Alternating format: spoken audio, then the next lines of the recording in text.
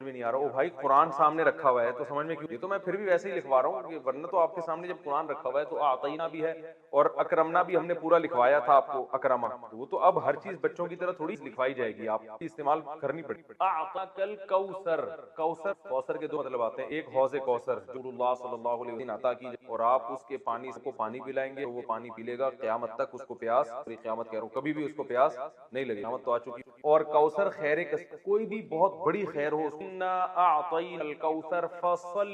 فا الگ لفظ ہے, فا کا معنی تو باب تفعیل آپ نے پڑھا تھا نا, اس کا ماضی کیا آتا ہے, مضارع کیا آتا ہے, امر کیا آئے گا, امر بنانے کا طریقہ کیا تھا, یہاں سے یا کو اور آخر حرف کو کیا کر دی, بولو بھائی, تو کیا بن گیا, سب یا کو حذف کیا, پہلا حرف کیونکہ زبر ہے پہلے پہ جزم نہیں ہے اس لیے شروع میں الف لانے کی ضرورت. یہ آرڈر کا مطلب کیا ہے, بھی بیان کر, بحمد ربک. صلی بھی ایسے اصل میں تھا صلیا, اس کو پڑھا جاتا ہے صلی. صلی کا معنی ہوتا ہے نماز پڑھنا, صلیا نماز پڑھی. مضارع آئے گا, اس کو پڑھا جاتا ہے یصلی. یہ یا آ رہا ہے نا, واو الف اور یا حروف گڑبڑیاں ہیں نا, یہ چینج ہو جاتے ہیں, تو یہ پڑھا جاتا ہے یصلی. کیا پڑھا جاتا ہے, یعنی وہ نماز پڑھتے ہیں یا پڑھیں گے. اس کا معنی دعا مانگنا بھی ہے, ان اللہ و ملائکتہ یصلون علی النبی, بونا کی طرف وہ سب صلاۃ بھیجی. اب امر کیسے بنے گا, اس یا کو کیا کر دیں گے, اس تا کو گرایا تو کیا بن گیا, آخری حرف کو کیا کرتے ہیں, ساکن کرنا چاہیے نا. سبح آخری حرف کو دیکھا یہ پہلے سے ہی ساکن ہے, تو ہمیں تو کرنا ہے کچھ, ہمیں ہے, ہم نے ساکن کرنا ہے, امر بنا رہے ہیں جو ساکن عزیز ساکن تو کرنی سے کو اڑائی دو. اور ویسے بھی حروف گڑبڑی ہے نا, واو الف یا واول, یہ آگے بھی تو کیا کر دیا, امر میں یہ آخری حرف میں اگر یہ یا رہا ہوتا ہے نا تو اس کو غائب ہی کر. سمجھ میں آگے نہیں آیا تو باب تفعیل. صلی کا معنی صلو علی الحبیب, صلو علی الحبیب کیا ہے, یو علی الحبیب تھا اصل. سبحو کی طرح, جیسے سبح میں نے آپ کو بتایا اس کا معنی ہے بیان کر, سبحا سبحو, تم سب تسبیح. اصل میں تھا صلیو علی الحبیب, یا آ رہا ہے حروف گڑبڑی ہے تو یو میں گھمانا تھا, انہوں نے سلو ہو گیا, کیا بنا دیا اس کو, سلو کا مطلب صلات بھیجو. یہ فصلی, فصلی رب, لی کا معنی نماز پڑھیں, لی کا معنی لی, رب کا معنی رب آپ کا رب, نماز پڑھیے آپ اپنے رب کے لیے. ونحر, واو کا معنی اور, انحر تھا, اسمع کی طرف, افتح فتح یفتح, تو نحرا ینحر, ضربہ کی طرف. نہر کا معنی ہوتا ہے اٹھ ذبح کر, اٹھ کو جو گلے میں چاقو مار کے, اس کو کیا کہتے ہیں, نہر. تو ون اصل میں تھا وانحر پڑھا جاتا ہے ملا کے ونحر, الف سائلنٹ ہو جاتا ہے. ونحر, آپ نماز پڑھیے ربی کا, اپنے رب کے لیے. ونحر اور قربانی کا, لکھا ہوا تو ہے اس کی قربانی مگر مراد اس سے ہر قسم. فصلی لربک ونحر, کلیئر ہو گیا. ان شانئک هو الابتر, ان شانئ, جو شانئ ہے یہ لفظ استعمال ہوتا ہے, اس کا معنی ہے دشمن. شانئ کا معنی آپ کا, شانئ کا بے شک آپ کا دشمن, هو الابتر, وہ دشمن کیا ہے, ہوا کا معنی وہ, الابتر. ابتر اصل میں دم کٹے کو بھی کہتے ہیں, دم کٹ گئی ہو اس کو بھی کہتے ہیں جس کا نام و نشان ختم ہو جائے. ابتر کا معنی کیا, نام و نشان, لکھا ہوا سمجھ میں نہیں آ رہا تو پڑھا ہوا تو. ابتر جس کا نام و نشان باقی نہ, وہ استعمال ہوتا ہے یار میری تو حالت ابتر, کہتے ہیں نا اتنی ابتر حالت ہے, اس کے لیے میں استعمال ہوتا ہے ہوتا باہر ہے. ابتر بہت بری, اچھے معنی میں استعمال نہیں ہوتا. ابتر اصل باقی, ٹھیک ہے. افعال کے ابتر بس ہے تو صفت افعل, جیسے اعما اسما, عیب کے اعور جیسے نساتی بترا. اچھا خیر, تو ان نشانی کا ہو لگتا ہے قرآن کی. تو ہم آگے قل یا ایھا الکافرون بھی حل کر لیں, دونوں ایک ساتھ. اگلی صورت ہے قل یا ایھا الکافرون. قل کیا ہے اصل میں, قل بہت استعمال ہوا قرآن میں تھا قوالا, قوالا نصارا ینسو, نصارا ماضی, ینسو واو حروف گڑبڑی ہے. قوالا کو قالا پڑھتے ہیں, یقولو پڑھتے ہیں, تو کیا پڑھتے ہیں, وہ کہتا ہے یا. جب امر بناتے ہیں تو سب سے پہلا کام ہمارا کیا ہوتا ہے, اس یا کو گرا دیتے ہیں, مارکیٹ سے کیا کرتے ہیں, کیا بن گیا, امر بناتے ہوئے کیا کرتے ہیں, آخر کو ساکن کرتے ہیں, بن گیا. شروع میں الف لے کر آتے ہیں اگر پہلا حرف ساکن, کچھ لانے کے لیے کیا بن گیا, اس کا معنی ہے کہو, ایک آدمی سے خطاب ہو رہا ہے کہہ. اب اتنا لمبا ہے اور یہ ہے بھی واو گڑبڑی حرف ہے, تو عرب نے اس کو بنا کے دیا قل. قول کون, وہ اس کی بات کرنے میں نہیں دے رہا آپ کو, نہیں میں آپ سے بات کریں, اور بات کرنے کا لفظ اتنا لمبا میں نے دیا کہ آپ کے ٹائم ایسے ہی کہ آپ نے اتنی دیر میں مجھے بات کر کہا ہے, میرے بات کرنے کا ٹائم بھی آپ پیک, تو اگر آپ بولیں کہ قابل چھوڑا نہیں ہے ٹائم, اس لیے عربوں نے کیا کیا, کو شارٹ کر کے کیا کر دیا, اور بہت اچھا کام کیا. بالکل مناسب, قل سے بات بن رہی ضرورت, یہ قل یہ عربی اہل لغت کی بات کر, صلی اللہ علیہ وسلم سے پہلے جو عرب تھے, زبان تو بن جاتی ہے. قل کا معنی کہے, قول سے, قول اردو میں استعمال ہوتا ہے بات کو, دو بندوں کو بولیں گے تو قولا. اچھا قل کہہ دیں, یا کا معنی کیا استعمال ہوتا ہے, یا اللہ, یا اللہ. قل یا ایھا الکافرون, ایھا کا لفظ بہت استعمال ہوا. ایو کا مطلب ہوتا ہے کہ ایک تنبیہ کے لیے لگایا کہتے ہیں ارے، اور ہا کا معنی بھی ایک تنبیہ، ہا یعنی ادھر متوجہ ہو جاؤ. تو اب اتنی گہرائی میں آپ کو جاننے کی ضرورت نہیں ہے، بس ایھا کا مطلب کیا، ارے ہو، ارے ہو، ارے بھائی اردو میں کہتے ہیں. تو ارے بھی کر سکتے، جو لیاری کی زبان میں اڑے، اڑے کہتے ہیں، ہمارے یہاں ارے بھی. ایھا کا معنی او، اے، یا کا معنی اے، ایھا کا معنی اے او الکافرون، اے او کافرون. کافرون کون سا صیغہ ہے؟ کافر کی جمع ہے. کفارہ یکفر، نصرہ ینصر. اس میں فاعل آتا ہے ضاربن تو اس کا آئے گا کافرون، جمع آتا ہے ضاربون تو اس کا آئے گا کافرون. اے کافرون، قل یا ایھا الکافرون، اے کافرون خطاب ہے. لا اعبد، اعبد انصر، انصر میں مدد کرتا ہوں، اعبد میں عبادت کرتا ہوں، لا اعبد میں عبادت، لا اعبد ما. یہ جو ما ہے نا، کہ بہت سارے معنی آتے ہیں. ایک معنی اس کا الذی والا بھی آتا ہے، الذی کا معنی وہ جو، تو ما کا معنی بھی وہ. یہ نوٹ کر لیں، ما کا معنی بہت دفعہ کیا آتا ہے؟ الذی. جو الذی کا معنی ہے وہی ما کا معنی. لا اعبد ما، میں نہیں عبادت کرتا اسی جو کے، میں عبادت نہیں کرتا ما جو کہ، جو کہ یا ہو انگلش میں نا، ہو یا ہوم، یہ بالکل وہی معنی ادا کر رہا ہے. میں عبادت نہیں کرتا ما اس تعبد، تعبد تنصرون کی، تنس تم مدد کرتے ہو، تنصرانی تنس تم سب مدد کرتے، تعبدون تم سب عبادت کرتے. مطلب کیا ہو؟ میں عبادت نہیں کرتا ما اس تعبدون تم عبادت کرتے، میں عبادت نہیں کرتا اس کی عبادت تم کرتے. ولا، واو کا معنی اور، لا کا معنی، نون کا معنی زیادہ نا انٹی. عابد قاتل، قاتل قتل کرنے والا، قاتل. تو عابد عبادت کرنے والا، عابدون بہت سارے عبادت کرتے. تو ولا انتم، اور نو تم بھی، عابدون عبادت کرنے والے، کیونکہ انتم بہت سارے ہوتے ہیں نا، تم سب کو خطاب ہے. تو عابد کے بجائے عابدون. ولا انتم عابدون، اور تم عبادت کرنے والے نہیں ہو، اس میں فاعل ہے. ولا انتم عابدون ما اعبد، تم عبادت کرنے والے نہیں اس کی میں عبادت کرتا. ولا انا عابد ما عبدتم، ولا انا، اور نہ ہوں، انا عربی میں انا نحن بتایا تھا نا، ولا انا عابد، اور نہ میں عبادت کرنے والا ہوں، ولا انا عابد ما اس ذات کی، عبدتم، عبد تم تھا اصل میں، پڑھتے عبد تم، ضرب تم کی طرح، نصر تم. بھائی دیکھو نا، ضرب ضربا ضربو، ضرب ضربتا ضربتما، عبد تم سب عبادت. ولا انا عابد، اور نہ ہی میں عبادت کرنے والا ہوں، ما اس معبود کی، عبد تم کی تم عبادت کر. پھر دوبارہ تکرار کیا ان کا، ولا انتم عابدون ما عبد، یہی آیت دوبارہ آئی ہے. اور نہ تم عبادت کرنے والے ہو ما اس ذات کی، عابد کی عبادت. لکم، لام کا معنی لیے، کم کا معنی تمہارے، لکم تمہارے لیے، دینکم تمہارا دین، ولیا واو کا معنی اور، ولیا یا کا معنی ذرا بنی تھا نا، یا آ رہا تھا، ولیا اور میرے لیے، لکم دینکم ولیا، اور میرے لیے ترجمہ بتا رہا ہوں نا، لکم دینکم تمہارے، تمہارا دین، ولی دین، اور میرے لیے بھی ایک دین ہے. ایک کا ترجمہ تنوین و زبر زور پیش آتا ہے نا، سمجھ میں آگے چاہیے تو زیادہ پیچھے میں جانے کی، تمہارے لیے تمہارا دین. سورہ کوثر اور سورہ کافرون، کتنا ٹائم باقی ہے بھائی؟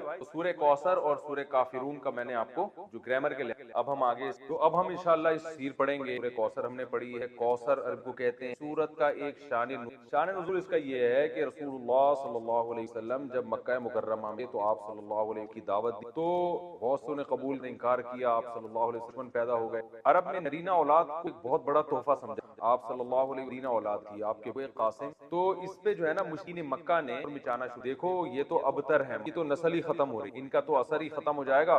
اور جو دین یہ لے کر آئے ہیں، اسے جانے کے بعد وہ عموماً ایسا ہوتا ہے کہ باپ کے جانے کے بعد بیٹے جو ہے وہ قائم مقام بدلے کے آگے چلتا ہے. تو ان کو یہاں ویسے لوگ فالو نہیں کر رہے ہیں مکہ میں، اور ان کی کوئی اولاد بھی نہیں، نرینہ اولاد بھی نہیں، کہ نسل تو نرینہ اولاد سے چلیے جو ہے نا یہ ابتر ہے، معاذ اللہ. ابتر کا معنی ان کا نام و نشان ختم ہونے والا. تو نبی صلی اللہ علیہ وسلم بشر تھے، آپ کو ان کے غم ہوتے ہیں، انسان کو بہرحال ہوت کے خلاف پروپیگنڈا کرتے. تو اللہ تعالیٰ نے آپ صلی اللہ علیہ وسلم، عاص ابن وائل ایک بہت اسلام دشمن تھا، عرب کا سردار تھا، اس نے یہ پروپیگنڈا بہت، تو اس پر سورہ کوثر نازل، انا اعطیناک الکوثر، نے آپ کو سے مراد آپ کو جو ہم نے اسلام دیا ہے وہ اتنی بڑی خیر ہے کہ اگر آپ کے کوئی نرینہ اولاد نہیں بھی ہے تو اس کے مقابلے میں اللہ نے آپ کو یہ دیا، اس کی برکتیں بھی حاصل ہوں گی اور آخرت میں. یہ خیر کثیر کے ہوتے ہوئے اگر آپ کے نرینہ اولاد نہیں تو آپ کو اسی تفسیر کے مطابق ہم نے آپ کو حوض کوثر دی. تو آپ صلی اللہ علیہ وسلم میدان حج اپنے اونٹیوں کو پانی پلائیں گے جب لوگ پیاس سے بلک رہے ہوں. تو یہ آپ کی خصوصیت ہے، اس وقت اللہ نے آپ کو ایک نہر آپ کے اختیار میں، جس سے آپ اپنے چاہنے والوں کو پانی پلائیں گے اور پھر ہمیشہ کے لیے کی پیاس بجھ جائے گی. اتنی بڑی نہر ملی ہو، اتنا اس رہی ہو آخرت میں ایسی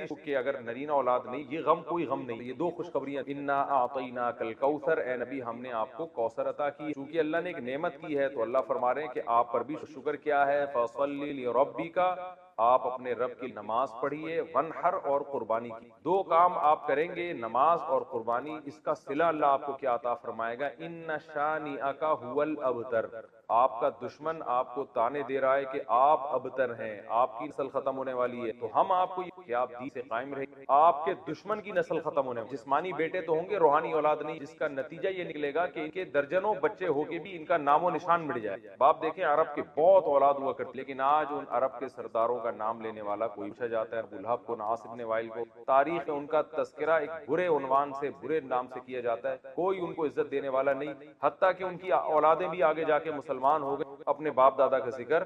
تو یہ اس صورت میں اللہ تعالیٰ کا ارشاد ہے۔ اچھا، اب اس کی باتیں، نمبر ایک، اللہ تعالیٰ نے کسی پر کوئی انعام کیا ہو، احسان کیا ہو، تو اللہ تعالیٰ چاہتے ہیں جیسے آپ صلی اللہ علیہ وسلم خطاب کیا جب کوثر ہے تو آپ، لہذا آپ پر کرنا، پہلی بات تو یہ۔ دوسری بات یہ پتہ چلی شکر ادا کرنے کا طریقہ ہمیشہ سے نماز، اور نماز ہمیشہ یاد رکھ لیبل ہے جسمانی، اور قربانی لیبل ہے مالی، کہ جب آپ جانور، عرب میں اونٹ جو ہے نا، یہ بہت قیمتی مال کو کاٹ دینا، یہ بہت بڑی قربانی سے مطلب کیا ہے کہ آپ نے اللہ کو یہ اپنے بھی کھپانا ہے کہ نماز میں کھپایا جاتا ہے، اور اپنے مال کو بھی قربان کر، تو مراد صرف نماز اور قربانی نہیں، لیبل ہے، اور قرآن کا یہ طریقہ رہا ہے جزیات کے اصول اور قاعدے بیان، مثالوں سے پورا ایک جو ہے نا لا بیان کرتا ہے، قانون بیان کرتا ہے، تو یہاں بھی ایک قانون کیا جا رہا ہے شکر کا، جسمانی عبادت اور مالی، مال بھی خرچ کرنا ہے اور جو ہے جسمانی عبادت، تمام جسمانی عبادتیں اس میں آ گئی، کیونکہ نماز سب سے اہم ہے، اللہ نے اس میں روزہ بھی آ گیا، حج بھی آ گیا، اس میں جو کچھ بھی ہم اللہ کے لیے جو سیٹنگ ہے نا اس کی تصویر کھینچیں اور دیکھیں اثر میں وہی سیٹنگ ہے یا نہیں ہے، کیمرے تو لگے ہوئے ہیں نا، اگر وہ آؤٹ ہے تو ہم کیمرے میں پھر دیکھیں گے کہ کون گھسا ہے اس میں، تو بٹن چھیڑا کس نے۔ یہ جو جنات ہے نا یہ نہیں کرتے کام، آپ کو پتا ہے میں نے ایک دفعہ بیان میں یہ کہا تھا کہ ایک صاحب کہنے لگے ہمارے گھر میں کچھ الٹے سیدھے کام ہو رہے ہیں، لاکر کھلا ہوا ہوتا ہے، یہ ہوتا ہے، بہت دیکھ لیا کوئی، میں نے کہا اپنے ہی گھر کا کوئی چور ہے، وہ کہہ رہے نہیں ہمارے گھر میں کوئی ایسا نہیں ہے، میں نے کہا بھائی ایسا ہی ہے، تو میں نے کہا خفیہ کیمرہ لگاؤ پتہ نہ چلے کہ کیمرہ لگایا ہے، تو یا تو وہ جن آنا چھوڑ دے گا یا وہ پکڑا جائے گا۔ کل کسی نے مجھے واٹس ایپ پہ ویڈیو بھیجی کہ گھر میں رات کو روزانہ نل کا کھلا ہوا ہوتا تھا، صبح جب گھر والے اٹھتے تو نل کا سے پانی بہ رہا ہوتا تھا، بہت دیکھ لیا بھائی یہ کون ہے جو رات کو نل کا جا کے کھولتا ہے، عاملوں کو فون کیا، انہوں نے کہا جنات کا کیس ہے اور یہ ہے، اور ہزاروں روپے اڑا دیے اس چکر میں۔ یا تو میرا بیان انہوں نے کہیں سنا کہ خفیہ کیمرہ لگائیں، یا ویسے ہی ان کے ذہن میں آیا کیمرہ لگایا، تو انہوں نے مجھے وہ کیمرے کی ویڈیو بھیجی کہ وہ جن پکڑا گیا۔ عاملوں نے سب نے یہ کہا کہ کیا ہے اثرات ہیں، کیونکہ ان بیچاروں کے پاس، میں نے بتایا تھا نا ایک حکیم کو پھوڑے کی بیماری کا علاج آتا تھا، پھنسی کا آتا ہی نہیں تھا، یہ کلپ بنائے عاملوں پہ، بہت دن ہو گئے عاملوں پہ بولا نہیں ہوں میں، تمام عاملوں نے چاہے وہ دیوبندی تھے، بریلوی تھے، اہل حدیث تھے، جتنے بھی روحانی تھے نا، سب نے یہی کہا کہ جنات کا کیس ہے یہ سیدھا سیدھا، اور پڑھنے کو، اور وہ آتے نا سونگتے ہیں یوں کرتے ہیں ایسے ٹوپی ڈرامے جیسے ان کو کوئی محسوس ہو رہا ہے، یہاں پہ آئیں گے کچھ اثرات محسوس ہو رہے ہیں، اس طرح کے ڈرامے چہرے کے ایکسپریشن سے اور باڈی لینگویج سے یہ شو کرتے ہیں کچھ ہے یہاں پہ۔ تو انہوں نے خفیہ کیمرہ لگایا تو دیکھا کہ رات کو چوہا آیا، اس نے بڑے تمیز سے نل کا کھولا، پانی بھی پیا اس نے، اور ٹب میں پانی جمع ہو کے نہا بھی رہا ہے کمبخت، بڑے آرام سے اس میں غسل، چوہا بہت ذہین جانور ہے، اس کو کہیں گرمی لگتی ہوگی، اس نے اندازہ لگا لیا، وہ اب اتنی سینس اس میں ہے نہیں کہ بھائی تو اس کو بند تو کر دے، کھولنا آتا ہے اس کو بند کرنا نہیں آتا، خوب نہا دھو کے نکل لیا، وہ کسی کا دماغ بھی نہیں جا سکتا کہ چوہا آ کے نل کا کھولے گا، اس میں نہائے گا اور پھر چلتا ہوا جائے گا۔ اب وہ تو شکر ہے چوہے کے چلتے ہوئے کے نشانات نہیں تھے، ورنہ عامل بولتے کہ جنات چوہوں کی شکل میں آ رہے ہیں، حقیقت ہے یہ دیکھو پنجے، تو بہت بڑا کوئی جن ہے۔ تو گھر میں خفیہ چوریاں ہو رہی ہیں نا، جن بن پہ نہ ڈالا کریں، خفیہ چوری کوئی بہت ہوشیار چور ہے، لوگ کہتے ہیں سمجھ میں ہی نہیں آ رہا کوئی کیسے چوری کر سکتا ہے، تو بھائی ہوشیار چور تو کہتے ہی اس کو ہیں کہ جو اس طرح سے چوری کرے کہ سمجھ میں نہ آئے، اگر سمجھ میں آنا شروع ہو جائے تو وہ پھر چوری تھوڑی کرے گا، تو اس کو پتا ہے کہ پکڑا جاؤں گا بھائی، میں اس کو پتا ہے میں پکڑا جاؤں گا۔ تو بات یہ چل رہی تھی، کیا بات چل رہی تھی، جو اصل بات تھی نا اس سے میں یہ کر رہا تھا کہ اللہ تعالیٰ کی محبت، اگر میں کہہ رہا تھا محبت ایک ایسی زبردست چیز ہے، ایسی زبردست چیز ہے کہ اگر کسی چیز کے غلط ہونے پر دلیل قائم ہو جائے اور آپ کو پتا ہے کہ یہ 100% غلط ہے، لیکن آپ کے دل میں اس کی ایک دفعہ محبت پیدا ہو جائے تو غلط ہونے کے باوجود آپ اسے حاصل کرنے کی کوشش کرتے ہیں۔ تو اگر کسی چیز کا دلائل سے برحق ہونا ثابت ہو جائے، جیسے اللہ اور اس کے رسول کا اور آپ کی تعلیمات کا، اسلام کی تعلیمات تو بہت پاکیزہ ہیں، ہر ایک کی فطرت کو اپیل کرتی ہیں، تو اگر کسی کا ایک بات یاد رکھو, اسلام کو شخصیتوں پہ نہ پرکھا کریں, سمجھ رہے ہیں نا, اسلام کو تھوڑا سیاست سے الگ رکھیں. اسلام میں سیاست ہے, سیاست میں اسلام نہیں ہے. اسلام میں سیاست بھی ہے مگر سیاست میں اسلام یہ نہیں ہے. کیونکہ میں بہت زیادہ لوگوں سے جو ہے نا وہ الٹی سیدھی, وہ جو میں نے ایک عمران خان کی تقریر پر حمایت کر دی تھی اس میں بہت سارے اپنے کٹ گئے. میں نے تقریر کی حمایت کی, اس میں بھی شروع میں اور آخر میں بڑی تمہید تھی کہ اس کو آپ کوئی سیاسی رخ نہ دیں, یہ کوئی JUI کی مخالفت نہ سمجھیں یا مسلم لیگ کی مخالفت نہ سمجھیں. ملک کے وزیر اعظم نے اسپیچ کی ہے, میرے پاس اب خطوط آ رہے ہیں لوگوں کے, فون تو میں اٹھاتا بہت ہی کم ہوں, خطوط آ رہے ہیں کہ آپ ہمارے دل سے اتر گئے, مفتی صاحب میں آپ کا بہت بڑا فین تھا اور میں اب آپ میرے دل سے اتر گئے ہیں, مجھے جواب دیں کہ ایک یہودی کو آپ کیسے وہ کر رہے ہیں اور ایک فلانے کو آپ کیسے وہ کر رہے ہیں. تو میں جواب نہیں دے رہا کیونکہ مجھے پتا ہے جواب دوں گا پھر اس پہ ایک نیا خط آ جائے گا, اس لیے جواب نہیں دے رہا کہ آپ میں جواب کا تحمل نہیں ہے, برداشت نہیں ہے, برداشت نہیں ہے. آپ یہ چاہتے ہیں کہ یعنی اس بنا پر بھائی آپ اختلاف کرو نا, بولو بھائی مفتی صاحب آپ نے جو وزیر اعظم کی تعریف کی غلط کی ہے, اس کا دل سے اترنے سے کیا تعلق ہے؟ کوئی شرعی مسئلہ تھوڑی میں نے بیان کیا ممبر پہ بیٹھ گئے. اب بولو بھائی جو آپ دین کی باتیں کر رہے ہو ماشاءاللہ وہ تو بڑی زبردست ہیں, اس معاملے میں ہم آپ کے پہلے بھی فین تھے اب بھی فین ہیں. سیاست کے معاملے میں جو آپ نے یہ بات کی ہے وزیر اعظم کی تقریر سے ہم آپ کے متفق نہیں ہیں, ختم ہو گئی بات. مثال کے طور پر میں اگر کوئی میڈیکل سائنس کی بات کروں, میں بتاؤں شوگر کی ایک فلاں دوا ہے, میں نے ڈاکٹر سے سنا ہے بڑی زبردست ہے, آپ نے اس سے بڑے ڈاکٹر سے سنا کہ وہ زبردست نہیں ہے, تو میں آپ کے دل سے اتروں گا؟ بولو نا بھائی, دل سے اتروں گا؟ آپ بولیں گے یار میڈیکل سائنس میں انہوں نے ایک بات کہی ہے ان کی رائے کے مطابق, دوسرے ڈاکٹر نے تو اس کے خلاف کہا ہے. اب آپ کے پاس دونوں آپشن ہیں, اس کی مانیں ہمارے والے ڈاکٹر کی مان لیں, دل سے نہیں اتاریں گے آپ. بولیں گے ان چیزوں سے آدمی نہ دل سے اترتا ہے نہ دل پہ چڑھتا ہے. میں جب طالب علم تھا تو ہمارے ایک استاذ نے ایک نصیحت کی ہمیں, وہ اس وقت نصیحت سمجھ میں نہیں آئی, اب آتی ہے سمجھ میں. انہوں نے کہا دیکھو عوام کی عقیدت سے کبھی متاثر نہیں ہونا, صحیح ہے نا, جو عوام آپ سے کہنا حضرت حضرت ماشاءاللہ ماشاءاللہ آپ کے چپل بھی اٹھا رہے ہیں, اس سے کبھی متاثر نہیں ہونا, دھوکے میں نہیں آنا. میں نے کہا کیوں؟ انہوں نے فرمایا 2 منٹ میں ان کی عقیدت تیل ہو جاتی ہے, سمجھ رہے ہیں نا, ذرا سی کوئی بات دائیں بائیں ہوئی جو ان کے مزاج کے خلاف ہوئی وہ ساری عقیدت ختم, گالیاں دینے پہ آ جائیں گے, حوصلہ نہیں ہے. مولانا طاری جمیل صاحب کے ساتھ کیا کیا ہے, انہوں نے اگر عمران خان کی تعریف کر دی, آپ کہہ دو غلط تعریف ہے, ختم. ساری زندگی کی ان کی محنت, ہزاروں گناہگاروں کو ان کے ہاتھوں اللہ نے توبہ کی توفیق دی. کیا اللہ نے, اب تو وہ عمر زیادہ ہو گئی, اس طرح سے وہ بول نہیں سکتے, عمر زیادہ ہو گئی اور بیماریاں نے گھیرا ہوا ہے ان کو, تو ان کی آپ تقریریں سنیں جوانی کی, کیا دلوں, سخت دلوں کو انہوں نے, سخت دلوں کو نرم کیا ہے, کیسے بڑے بڑے گناہگاروں کو ان کی وجہ سے توبہ کی توفیق ملی ہے. ساری زندگی کی محنت ایک طرف, ایک وزیر اعظم کی ذات پر انہوں نے تھوڑی سی بات کر لی کہ اچھا آدمی ہے, تو وہ ساری محنت اور وہ عقیدت ایک دم ہوا ہو گئی. ہم نے تو اس کی ذات کی تعریف بھی نہیں کی ہے, ہم نے تو یہ کہا ہی نہیں کہ اچھا ہے کیا برا ہے, ہم نے تو یہ کہہ دیا تقریر اچھی ہے. اس پہ خطوط آ رہے ہیں, آپ ہمارے دل سے اتر گئے. میں کوئی کہہ رہا ہے میں 8 سال سے سن رہا تھا, کوئی کہہ رہا ہے میں 15 سال سے سن رہا تھا, کوئی کہہ رہا ہے میں جناب آپ کو, میں تو ساری رات آپ کے بیان بیٹھ کے سنا کرتا تھا, سوتا نہیں تھا, لیکن آپ میرے دل سے ہمیشہ کے لیے اتر گئے ہیں. بھائی اتنا تو پھر آج اس بات پہ نہیں, کل کسی اور بات پہ اتر جائے گا, آپ اتر جاؤ گے آپ ٹریک سے. اتنا چھوٹا ظرف اگر رکھو گے تو دنیا میں کسی سے بھی فائدہ نہیں اٹھاؤ گے. اس لیے کہ آج آپ دل سے عقیدت کر رہے ہو نا, اور عقیدت میں غلو کی وجہ سے ہمارے آپ کے دل سے ہم اتر رہے ہیں, کل ان سے کوئی مسٹیک ہوگی وہ بھی آپ کے دل سے اتر جائیں گے. ایسے آدمی کے دل میں کبھی کوئی پنپ سکتا ہی نہیں ہے. ظرف بڑا رکھیں, یہ بول لیا کریں بھائی غلطی ہو گئی مفتی صاحب سے. آپ کا خیال اگر ہے کہ ہم نے غلط کہا, بھائی مفتی صاحب بہت اچھے, آپ کے خیال میں, وہ تو اللہ ہی جانتے اچھے ہیں کہ نہیں, لیکن آپ کہہ رہے ہیں میرے خیال میں مفتی صاحب بہت اچھے, یہ والی بات مفتی صاحب کی میں اس سے متفق نہیں ہوں, ختم. اس میں کون سا مسئلہ ہے بھائی, اتنا بڑھاتے ہیں یار ان چھوٹی چھوٹی باتوں کو. آپ بولو حضرت مولانا طاری جمیل صاحب بہت اچھے, اللہ نے ان سے بڑا کام لیا, بڑا تقوی, بڑی للہیت, یہ جو انہوں نے عمران خان کی تعریف کی. آپ جو ان سے اختلاف کرتے ہیں بولیں بھائی اس معاملے میں ان کی رائے سے متفق نہیں ہوں, باقی ان کا کام اللہ نے, عقیدت محبت ہے ان سے, اللہ ان کی عمر میں برکت دے, یہ والی. اور کبھی ملاقات ہوئی تو میں ان سے کہہ دوں گا کہ حضرت یہ آپ نے اچھا نہیں کیا, بس ختم. جن کی رائے میں انہوں نے اچھا نہیں کیا اور جن کی رائے میں اچھا کیا وہ کہیں بہت اچھے, کی بیٹا.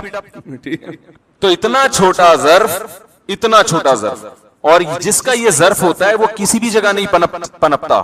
دیکھو رسول اللہ صلی اللہ علیہ وسلم نے ارشاد فرمایا, خواتین سے خطاب کیا کہ عورتیں جہنم میں مردوں سے زیادہ ہوں گی. خواتین نے پوچھا کیوں؟ اس حدیث میں تو ہے عورتیں زیادہ ہوں گی, دوسری حدیث میں آتا ہے جنت میں بھی عورتیں زیادہ ہوں گی. ایک اور حدیث, یہ میں اس لیے کہہ رہا ہوں کہ خواتین ڈر جاتی ہیں کہ ہم یہاں بھی وہاں بھی, دعا کر یہ کیا مذاق ہے. وجہ اس کی یہ کہ خواتین کی آبادی ہی زیادہ ہوگی, تو ظاہر ہے ادھر بھی زیادہ تو ادھر بھی زیادہ. تو پوچھا گیا بھائی وجہ کیا ہے؟ آپ نے فرمایا تکفرن العشیر, شوہر کی نافرمانی کرتی ہو. ناشکری, نافرمانی نہیں, کفر کہتے ہیں ناشکری کو. کیسے ناشکری؟ فرمایا ساری زندگی کھلاتا ہے پلاتا ہے. آج کوئی مرد بیوی کو چھوڑ دے, بیچاری کا کیا پرسان حال ہوتا ہے ہمارے معاشرے میں. گھر اس کو لے کے دیتا ہے, گیس بجلی کا بل, چھت مہیا کی, اس کو تحفظ دیا, اس کی اولاد کا ہمیشہ کے لیے محافظ بنا, اتنے بڑے بڑے انعامات احسانات. اور نبی نے فرمایا کسی دن تھوڑی سی اونچ نیچ ہو جائے, اس کی تنخواہ کم ہو گئی بیچارے کی, اب گوشت نہیں لا پا رہا, توریوں پہ گزارا کروا رہا ہے, ناشتے میں انڈے کا انتظام نہیں کر سکا, آج بیگم بغیر ناشتے کے رہ لو, آج ناشتہ نہیں کرتے, ٹھیک ہے نا, تھوڑی تنخواہ میری, حالات ٹف چل رہے ہیں, یا ناشتہ کرو مگر انڈا نہ منگواؤ, پراٹھا ڈبو کے, مفتی صاحب نے کہا ڈبو کے کھانے کا اپنا ہی مزہ ہے, تو آج ہم پراٹھا چائے میں ڈبو کے کھا لیتے. تو نبی صلی اللہ علیہ وسلم نے فرمایا کبھی کچھ ہو جائے نا تو کیا عورت تانا کیسا دیتی ہے, ما رأیت منک خیرا قط, میں نے کبھی بھی آپ سے خیر, سب عورتیں نہیں لیکن بہت سی عورتیں یہ کام کرتی ہیں کہ میں نے آپ سے کبھی خیر نہیں دیکھی, میں اس گھر میں آئی ہوں مجھے ملا کیا ہے. کتنا بڑا زندگی بھر کے ہمارے مسلم معاشرے میں تو مرد تو بہت زیادہ تحفظ دیتا ہے. کیسے باپ اپنی بیٹی کے لیے رشتے تلاش کر رہے ہوتے ہیں کیونکہ اچھا آدمی مل جائے, اور پھر طلاق سے ڈرتی بھی ہیں, کہتی ہیں طلاق دے کے مجھ پہ ظلم کر دیا, مجھے یہ کر دیا. طلاق دے کے کیا کیا اس نے؟ اپنے آپ سے جدا کر دیا نا, تو اب رو کیوں رہی ہو؟ اس کا مطلب وہ نہ دیتا تو تم پر احسان تھا اس کا کہ اس نے تمہیں ٹھکانہ دیا ہوا ہے, اور دینا غلط سمجھا جاتا ہے معاشرے میں, اس لیے کہ وہ جو تمام تحفظات اس نے دیے ہوئے تھے وہ تم سے چھین لیے, تو نقصان عورت کا ہوتا ہے کہ نہیں ہوتا؟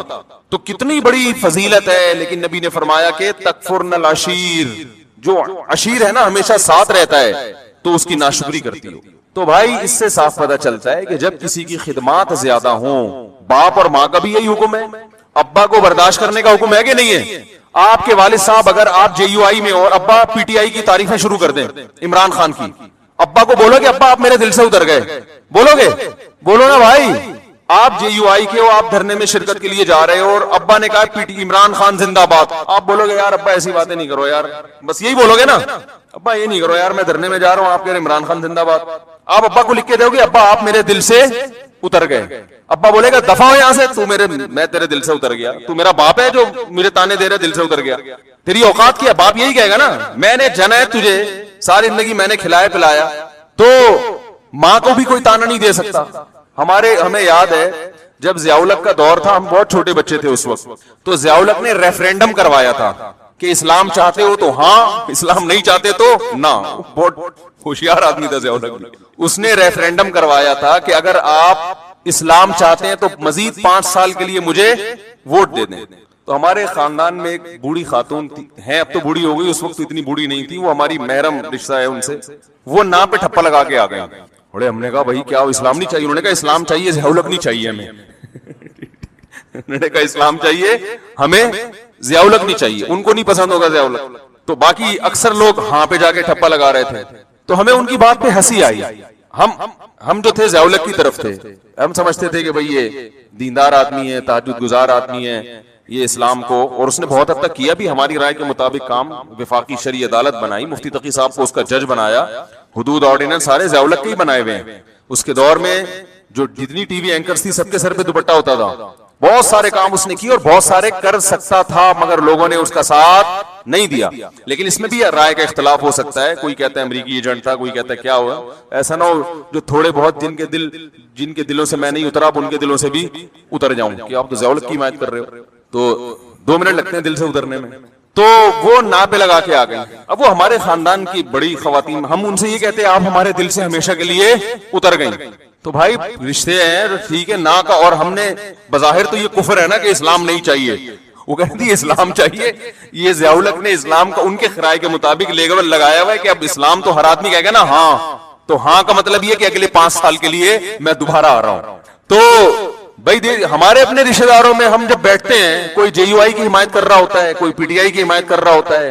اب جو خاندان کے بڑے بزرگ ہیں ہم ان سے تمیز سے احترام سے تھوڑی سی ڈیبیٹ کر لیتے ہیں, بحث کر لیتے ہیں, بھائی ٹھیک ہے آپ کی رائے ہے, بڑے بزرگ تو بزرگ ہی رہیں گے. اب یہ تھوڑی کہ وہ پی ٹی آئی میں چلا گیا تو وہ ہمارے دل سے اتر گیا, وہ جے یو, بھائی بڑے خاندان کے رشتہ ہے. دوست احباب میں بھی ایسے ہی ہوتا ہے, ہم جب بیٹھتے ہیں ہمارے دوستوں میں, ہمارے شاگردوں میں, میرے شاگردوں میں کوئی جے یو آئی کا ہے, کوئی پی ٹی آئی کا ہے, وہ بیٹھے ہوئے ہوتے ہیں. اب وہ کہ آپ ہمارے دل سے اتر گئے, میں کہوں گا دل سے اتر گئے تو میں تو سبق نہیں پڑھاؤں گا. جب تمہارا استاد سے تمہیں عقیدت محبت ہی ختم ہو گئی تو میں تمہیں تفسیر کیوں پڑھاؤں, میں کیوں پڑھاؤں بھائی تمہیں تفسیر. اتنا بڑا تانا تم نے دے دیا کہ آپ اب یعنی آپ ہمیں سمجھ میں ہی نہیں آ رہے نا, تو جب پھر اس سے پڑھو جو تمہیں سمجھ میں آ رہا ہے, جو سمجھ میں نہیں آ رہا اس سے کیوں پڑھ رہے ہو. تو چھوٹا دل نہ رکھو میرے بھائی, ظرف کو کیا کرو, دوسرے کی رائے سننے کا تحمل پیدا کریں, رائے سننے کا تحمل پیدا کریں. میں بہت کچھ بول سکتا ہوں ممبر پہ بیٹھ کے, بہت کچھ دلائل کے تانے بانے ملا سکتا ہوں, آپ بھی ملائیں, لیکن ہم تو ایک اصولی اور ضابطے کی بات کر کے آگے نکل جاتے ہیں کہ اصول اور ضابطے میں بھئی یہ ہم یہ کہہ رہے کہ یہ کام اچھا کیا, فلاں اگر کرے گا تو ہم اس کو بھی اپریشیٹ کریں گے, فلاں آدمی کا فلاں کام اچھا ہے, اور وہ قرآن و سنت نہیں بن جاتا, وہ ہماری رائے ہوتی ہے. تو اگر کوئی عالم پی ٹی آئی میں چلا جاتا ہے, میں کہتا ہوں کوئی عالم دین اگر پی ٹی آئی میں چلے بھی جائیں, دیکھو ایک زمانہ تھا, سیاسی باتیں نہیں کرنی چاہیے لیکن اب وہ دین کی جب تک میں مثال نہیں دوں گا تو جو میں شریعت ہی کا قاعدہ بتانا چاہ رہا ہوں سمجھ میں نہیں آئے. ایک زمانہ تھا کہ ایم کیو ایم بڑے عروج پر تھی, ایک عالم تھے, ان کا ایم کیو ایم میں ایک اسمبلی کے ممبر تھے, ان سے بڑی گہری دوستی, وہ ان سے بڑے جا کے بڑی اچھی طرح سے ملا کرتے تھے اور بڑی گہری دوستی. کسی نے اعتراض کیا کہ حکمرانوں سے تعلق ہے بھائی, کہ جب بھی اسمبلی کا ممبر آئے گا اور یہ جناب اس سے بڑے اچھے طریقے سے ملیں گے, اس کو چائے بھی پلائیں گے, یہ تو چاپلوسی کر رہے ہیں, یہ کیا کر رہے ہیں, یہ تو چاپلوسی, حکمرانوں کی چاپلوسی. تو میں نے ان سے کہا, میں نے کہا بھائی دیکھو, ایک جب کوئی بھی حکومت میں ہے تو اس کے خلاف چلو گے تو آپ اپنے کام نہیں نکلوا سکتے, اور اگر آپ اس سے دوستی لگا کے بہت سارے دینی کام کروا سکتے ہیں اس سے, تو یہ چاپلوسی نہیں ہے, یہ شریعت میں عین مطلوب ہے. چاپلوسی حکمرانوں کی وہ حرام ہے جو اپنی ذات کے لیے ہو, قوم کے لیے ہے, ملک و ملت کے لیے, تو یہ چاپلوسی نہیں ہے, یہ تو اخلاق ہے. اور شریعت نے ہمیں حکمرانوں کے احترام کا حکم دیا ہے, ان کو ذلیل کرنے کا حکم نہیں دیا. اس لیے کہ قومی اتحاد جو ہے نا, اتحاد وہ جب ہی ہوتا ہے کہ جب سب ایک امیر پر متفق ہو, تب ملک پاورفل بنتا ہے, تب اس وقت طاقتور بنتا ہے ملک.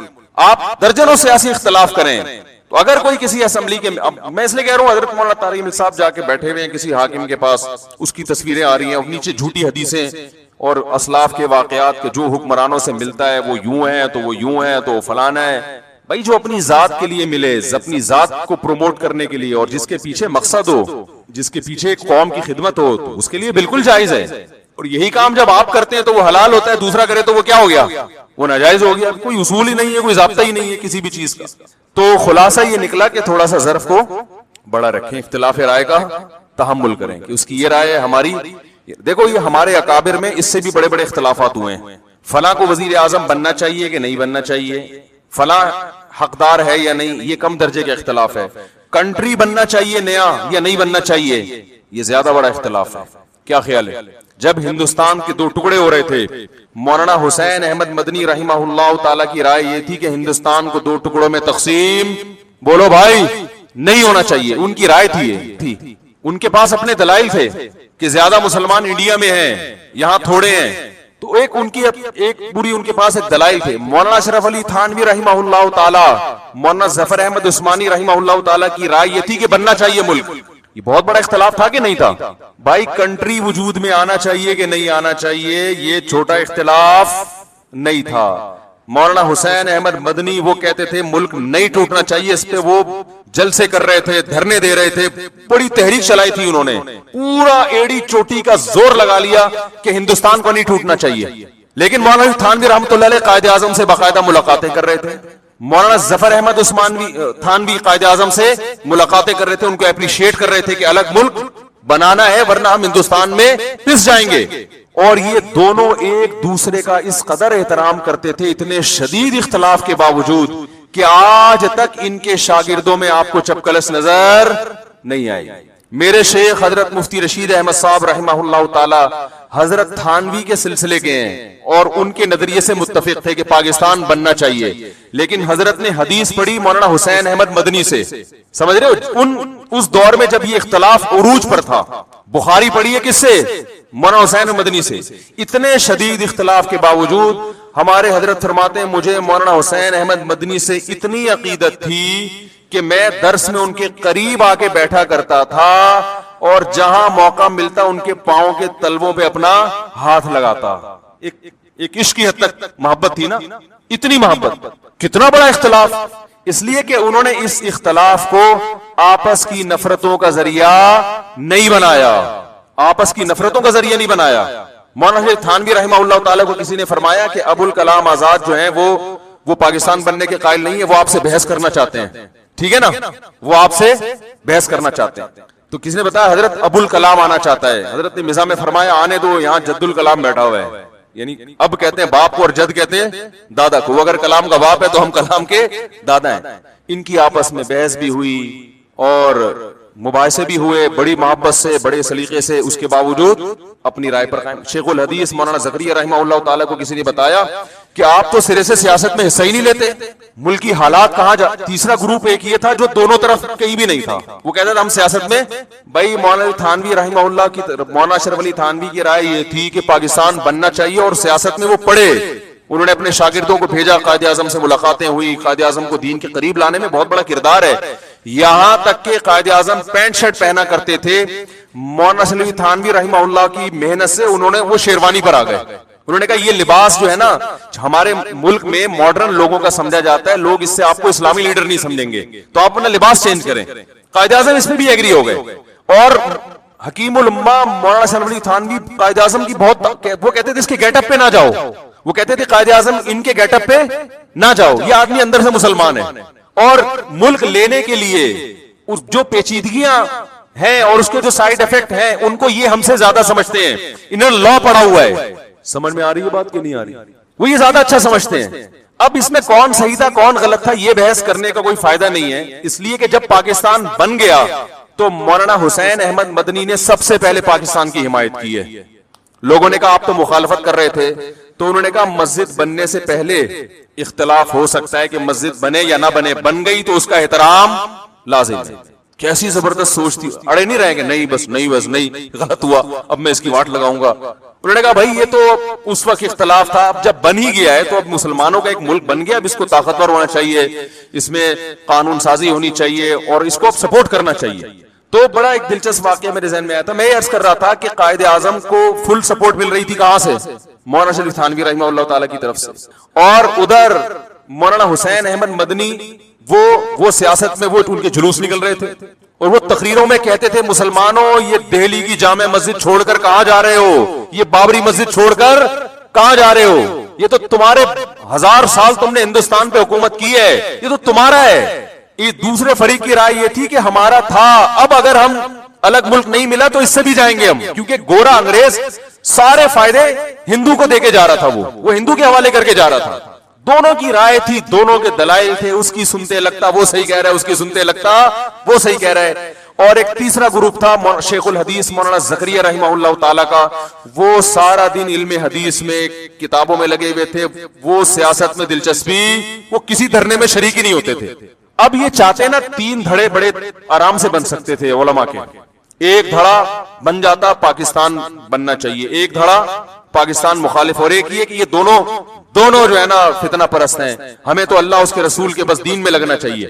یہ تینوں اپنے مریدوں کو تیار کرتے اور بولتے کہ تم اس کی مجلس میں نہیں جانا، اس درس حدیث نہ سننا مولانا حسین مدنی کا۔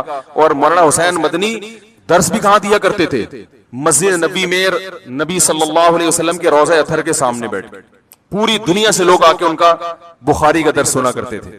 یہ اتنا یعنی علم حدیث پہ عبور تھا کہ نبی صلی اللہ علیہ وسلم کے روضہ اطہر پہ درس دیا کرتے تھے، بیٹھ کئی سال درس دیا انہوں نے۔ تو اب یہ تینوں حضرات اگر اپنی نیچے عوام کی تربیت یوں کرتے، شیخ الحدیث مولانا زکریا رحمۃ اللہ علیہ کہتے نہ تھانویوں کے پاس جاؤ ان کے پاس جب جا کے دیکھو کہ پاکستان بنے گا، بن کے رہے گا پاکستان، بن کے رہے گا. نہ مدنیوں کے پاس جانے کی ضرورت ہے. تم علماء ہو، تمہارا کام کیا ہے؟ حدیث پڑھو، قرآن پڑھو، فقہ پڑھو، یہ تمہارا کام ہے. قریب بھی ان کے پھٹکنے کی اجازت نہیں ہے. کیا خیال ہے بھائی؟ اور مدنی گروپ کہتا ہے کہ یہ مسلمانوں کو مروا رہے ہیں، یہ الگ ملک بنا کے یہ سارا ہندوؤں کے حوالے کر کے مروا رہے ہیں.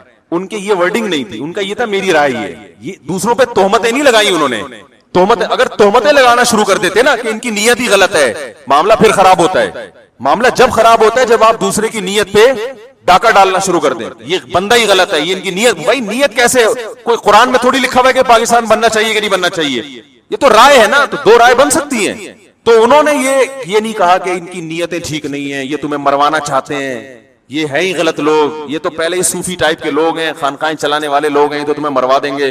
تو کسی نے تبھی تینوں فریقوں میں آپس میں آج تک محبت قائم. تو شیخ الحدیث سے کسی نے کہا کہ آپ تو جلسوں میں جاتے نہیں، دھرنوں میں جاتے نہیں، اور آپ وہ اپنے شاگردوں کو بھی منع کرتے تھے کہ مت جاؤ ورنہ علم کے نہیں رہو گے. کسی نے کہا مولانا حسین مدنی تو کرتے ہیں، تو انہوں نے کہا مولانا حسین احمد مدنی جیسا حوصلہ ہم میں نہیں ہے. وہ سیاست میں پوری طرح اتر کے بھی علم سے پیچھے نہیں ہٹے. انہوں نے کہا اتنی کتابیں وہ روزانہ پڑھا رہے ہیں، اتنے تحقیقی کام ان کے ہو رہے ہیں، اور جلسوں میں شرکت بھی، دھرنوں میں شرکت بھی، یہ حوصلہ اللہ نے ہر ایک کو نہیں دیا. عجیب، دیکھو کیسا. تو اپنے شاگردوں کا یہ ذہن بنایا جس کی وجہ سے آج بھی ان کے شاگردوں میں آپس میں محبت ہے. ہمارے حضرت تو انہی کے شاگردوں میں سے تھے نا. تو مولانا حسین مدنی رحمہ اللہ سے بھی محبت کرتے تھے، اور حضرت حکیم الامہ کے سلسلے کے تو یعنی ان کو خلافت ملی ہوئی تھی. تو اب جو سسٹم چل رہا ہے اب اتنے بڑے اختلاف نہیں ہے، اب اس سے چھوٹی نوعی. عمران خان کی تعریف کر دی تھی مولانا طارق جمیل صاحب نے، تو اب وہ 3 توئیں میں شرارت ہے، ایسے بھی کچھ میسج آ رہے ہیں کہ توئیں جس نام میں بھی ہوگا اس میں کیا ہے. مجھے میسج آیا کہ جس مولوی کے نام میں توئیں ہوگا وہ شرارتی ہوگا. ایک طارق جمیل، ایک طارق مسعود، ایک طاہر اشرفی. انہوں نے ایئرپورٹ پہ آ کے استقبال کر لیا تھا نا. توئیں نہیں ہونا چاہیے نام. میں نے کہا پھر زوئیں سے نام رکھا کرو. تو بھائی یہ گاڑی ہے KJJ 5640، غلط پارکنگ کر دی، اس کو صحیح کر لیں. 5640. تو بھائی اتنا بڑا اختلاف ہوا، آپس میں نفرتیں نہیں پھیلی، اب بہت چھوٹے چھوٹے اختلاف ہو رہے ہیں. اور اتنا زیادہ، دیکھو میں ایک بات کہتا ہوں، اپنے سیاسی لیڈر سے عقیدت محبت ضرور کرو. آپ کو جو سمجھ میں آتا ہے، اگر آپ کو دھرنا سمجھ میں آ رہا ہے آپ دھرنے میں جاؤ، اگر آپ کو نہیں سمجھ میں آ رہا آپ نہیں جاؤ. لیکن ان سیاسی قائدین کے چکر میں آپس میں ایک دوسرے کو دل سے مت اتارو. کوئی بھروسہ نہیں ہے کل یہ لیڈر آپس میں بیٹھ کے چائے پی رہے ہوں اور ہم آپس میں لڑ کے ایک دوسرے کو دور کر چکے ہوں. ماضی میں کیا ایسا ہوا نہیں ہے؟ یہ سیاسی لیڈر کفر کے فتوے لگا رہے ہوتے ہیں ایک دوسرے پہ. میں نے خود جلسوں میں تقریریں سنی ہے، وہ کافر، وہ یہودی، وہ فلانا، تھوڑے دن میں اسی کے ساتھ گلے مل رہے ہیں، پھول پہنائے جا رہے ہیں، ہاتھ ملائے جا رہے ہیں، اس کو مکمل سپورٹ کر رہے ہیں. یہ تو ہوتا ہے، ہر لیڈر کے ساتھ ہوتا ہے، ہر لیڈر، اور ہو رہا ہے. اب تو ماضی سے دیکھتے آ رہے ہیں. تو میں طلبہ سے کہتا ہوں JUI اور PTI کے چکر میں آپس میں نفرتیں پیدا مت کرو. تم کلاس فیلو، یہ دور زندگی میں دوبارہ کبھی نہیں آئے گا. 8 سال اکٹھے پڑھتے ہیں، اتنے آپس میں محبتیں ہوتی ہیں، اور JUI اور PTI کے چکر میں گالیاں. میں ان سے کہتا ہوں کل کہیں ایسا نہ ہو مستقبل میں کہ دونوں لیڈر بیٹھے ہوئے وسیع قوم کے وسیع تر مفاد میں چائے پی رہے ہوں. پھر جب آپ بولو گے یار آپ نے ہمیں تو بروا دیا، اس کو بول دیا تھا یہودی کا بچہ ہے وہ، اور آپ نے ان کو بول دیا تھا وہ چور ہے، وہ ڈیزل چوری کرتا ہے، وہ یہ کرتا ہے، وہ کرتا ہے. اب آپ اتحاد کر رہے ہیں تو کہیں گے قوم کے وسیع تر مفاد میں، قوم کے وسیع تر مفاد میں ہمیں یہ بالآخر ہمارا تو بیڑا غرق کر دیا نا. کتنے لوگ ہیں، میں نے جو بیان کیا تھا ایک کہیں وہ چھوٹا سا وہ تو 5000 سبسکرائبر ایک دن میں میرے چینل سے بھاگ گئے. 5000. وہ میں نے وہ تنزانیہ میں تھا، میں نے تھوڑا سا ایک بیان کر دیا تھا کہ وہ پتہ نہیں وہ PTI کے بارے میں کہ یہ عمران خان نے یہ والا کام اچھا کر دیا، بس اتنا کہہ دیا تھا. 5000 ایک دم سے شارٹ مارکیٹس. یہ وہ سارے تھے جن کے دل سے ہم اسی وقت اتر گئے. یار اتنا چھوٹا دل رکھو گے، اتنی عقیدت محبت نہیں کرو اپنے لیڈروں سے. اتنے اچھے نہیں ہیں، یہ بتا دوں میں آپ کو. کوئی بھی ان میں اتنا اچھا نہیں ہے، چاہے کوئی بھی ہو. بہت اچھا کوئی بھی نہیں ہے، ذہن میں رکھنا، ٹھیک ہے. بہت برا بھی نہیں ہے. جتنے یہ ایک دوسرے پہ الزام لگاتے ہیں اتنے برے یہ دونوں نہیں ہیں، یہ بتا دوں میں. نہ عمران خان یہودیوں کا ایجنٹ ہے، نہ مولانا فضل الرحمان اتنے برے ہیں جتنا ان کو کہا جا رہا ہے. لیکن اتنے اچھے بھی نہیں ہے جتنا آپ عقیدت محبت میں گھسے چلے جا رہے ہو. تھوڑا سا واپسی کا آپشن رکھو. باقی وزیر اعظم نے جو اچھا کام کیا ہم اس کو اپریشیٹ کریں گے, کرتے رہے, آئندہ بھی کریں گے. کل آپ وزیر اعظم بن گئے, آپ اگر کوئی خاندانی کام, ہم تو نواز شریف کو اپریشیٹ کیا تھا جب اس کے دور میں ایٹمی دھماکہ ہوا تھا, بھائی کام اچھا ہو گیا تھا, خاندانی ملک ایٹمی پاور بن گیا, اور کیا چاہیے بھائی آپ کو, زبردست کام ہو گیا تھا. تو اس وقت تو آپ نے نہیں کہا کہ یہ کیا بات ہے, آپ ایسے آدمی کو اپریشیٹ کر رہے ہو جو اتنے ڈالر کھا گیا. بھائی ہم نے ڈالر کھانے پر تھوڑی اپریشیٹ کیا ہے, ارے ماشاءاللہ ایٹمی دھماکہ کر کے کام کیا کیا ہے, خاندانی کام کیا. تو کہاں سے کہاں بات چلی گئی. پھر بھی آپ غور و تحقیق کر کے ایک کو سپورٹ کریں, پورے دلائل کے ساتھ, جذبات سے ہٹ کر, تقریروں سے متاثر نہ ہو. تقریروں کا مطلب سیاسی لیڈر جو ایک دوسرے کے خلاف تقریریں کرتے ہیں, خود انصاف کا سہارا لے کے, لا یجرمنکم شنآن قوم علی الا تعدلوا, اے ایمان والو کسی قوم سے دوستی تمہیں بے عدلی پہ مجبور نہ کرے. ایسا نہ ہو کہ عقیدت محبت میں حد سے تجاوز کرنا شروع کر دو. نبی صلی اللہ علیہ وسلم نے بعض کیسز میں یہودی کے حق میں فیصلہ کیا ہے, یہودی کے حق میں کہ اس میں یہودی ٹھیک ہے نا, اور بعض کیسز میں آپ نے یہودی کے خلاف بھی فیصلہ کیا ہے. تو بعض ممکن ہے کوئی یہودی ایجنٹ تو دور کی بات, یہودی ہو کے بھی برحق ہو, اور یہ بھی ممکن ہے کہ کوئی یہودی ہو کے یا یہودیوں کا ایجنٹ ہو کے حق سے ہٹتا چلا جا رہا ہو. تو جو صحیح بات ہے اس کو صحیح کہنا چاہیے, اور دلوں کے حالات اللہ جانتا ہے. کسی کے دل میں گھس گھس کے فیصلہ کرنا, یہ یوں کر رہا ہے تو یہ اس کی وجہ یہ ہے, تو یہ ہم ظاہر کو اس کے مکلف ہیں. تو کہاں سے کہاں بات چلی گئی. تو میں یہ عرض کر رہا تھا کہ اللہ تعالیٰ نے ہمیں کیا حکم دیا کہ محبت, میں یہ عرض کر رہا تھا غلط چیز کی بھی محبت ہوتی ہے تو انسان اس کے حصول کی کوشش میں لگ جاتا ہے. لوگوں کو چرس سے, ہیروئن سے عشق ہو جاتا ہے, اور ناجائز عشق ہو جاتے ہیں. ان کو پتا ہے کہ صحت کے لیے نقصان دہ, ملنے والا کچھ بھی نہیں ہے, پھر بھی پاگل ہو جاتے ہیں, صحتیں برباد کر دیتے ہیں. تو اب سوچو میرے بھائی, جس کے برحق ہونے کا یقین ہو انسان کو, دلائل سے اس کا برحق ہونا ثابت ہو گیا ہو, اس کی محبت جب دل میں بیٹھے گی تو پھر آپ کیسے پیچھے ہٹو گے. اس لیے علماء کہتے ہیں جو صوفیہ کرام ہے نا, جن کو آج کل بڑا لتاڑا جاتا ہے یہ صوفیہ ایسے ہوتے ہیں, انہوں نے صوفیہ کرام دیکھے ہی نہیں ہوتے, یہ کبھی کسی صوفی کے ساتھ رہے نہیں ہیں. انہوں نے وہ کچھ مزاروں پہ بیٹھے ہوئے جاہل صوفی دیکھے ہوتے ہیں, اور اس کی بیس پر یہ صبح شام کلپ بنا بنا کے صوفیہ کرام کے خلاف فتوے جھاڑتے رہتے ہیں. میرے شیخ و مرشد بھی صوفی تھے, میں ان سے بیعت تھا, بزرگ تھے, وہ خلیفہ تھے مولانا عبد الغنی پھول پھوری رحمۃ اللہ علیہ کے, اور وہ خلیفہ تھے مولانا سلوی تھانوی رحمۃ اللہ علیہ کے. ہم نے ان بزرگوں کو اپنی آنکھوں سے دیکھا ہے. تو جو ہر وقت بزرگ کے خلاف بولتے رہتے ہیں نا, ان سے میں کہتا ہوں کبھی کسی بزرگ کی صحبت میں چند دن بیٹھ کے گزارو, تمہیں پتہ چلے گا بزرگ کیا ہوتے ہیں. سمجھ میں آ رہی ہے بات. بزرگ لیس زندگی انسان کو برباد کر دیتی ہے. اور یہ بھی جو میں بار بار کہتا ہوں کہ بابے جو کہتے ہیں میرا کوئی بابا ہی نہیں ہے, تو دیکھو رسول اللہ صلی اللہ علیہ وسلم نے ارشاد فرمایا لا تجتمع امتی علی ضلالہ, میری امت گمراہی پہ کبھی بھی جمع نہیں ہوگی. اس حدیث کا صاف مطلب ہے کہ میری امت کسی بھی زمانے میں بزرگ لیس نہیں ہو سکتی. یہی مطلب ہوا نا. کیا خیال ہے بھائی, ہر زمانے میں بزرگ رہیں گے. ایک بات تو یہ دلیل اچھی طرح ذہن میں رہے. دوسری دلیل کہ صحابہ نے صرف قرآن خود سے نہیں پڑھا, یعلمہم الکتاب, ان کو قرآن اور حکمت کس نے سکھائی؟ بولو بھائی, نبی نے. تو صحابہ کا لنک کس سے براہ راست قائم ہوا؟ نبی سے. تو کیا صحابہ کے بعد کوئی بخاری مسلم خود یا قرآن خود پڑھ کے پورا اسلام سمجھ سکتا ہے, پوری ہدایت پہ آ سکتا ہے؟